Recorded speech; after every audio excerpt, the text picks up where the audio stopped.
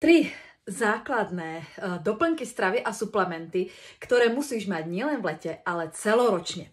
Číslo 1. Probiotika Pro 12. To je základ črevnej imunity a tam sa tvorí 80 až 85% imunitných buniek našeho tela.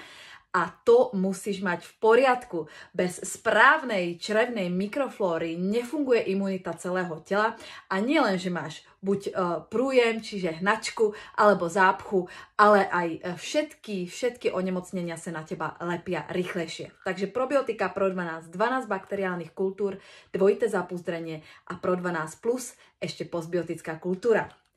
Číslo 2.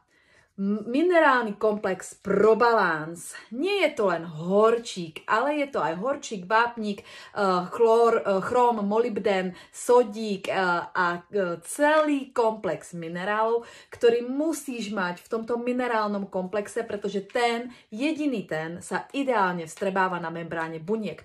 A pokiaľ si celoročne fyzicky aktívny, športuješ alebo vôbec robíš fyzicky náročnú prácu, či sa pohybuješ v stresovom prostredí a trápia ťa rôzne problémy ako migrény, premenštruačný syndrom, krče vlastne v lítkach, v stehnách, horšia regenerácia, únava, vôbec vlastne regenerácia po nemociach alebo po operácii, tak minerálny komplex ProBalance určite musíš mať. Porazíš s ním trebárs aj pálenie žáhy a bolesti žalúdku. Takže druhé musíš mať.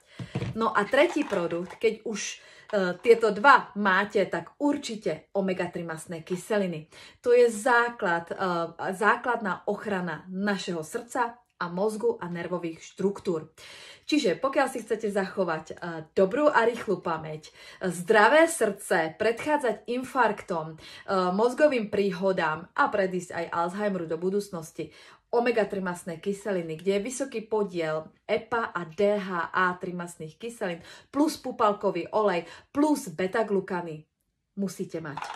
Takže nezabudnite, trojica pre vaše zdravie, probiotika Pro 12, minerálny komplex ProBalance a omega-3 mastné kyseliny. 3 základné doplnky stravy na každý deň. A sleduj ma pre viacej tipov.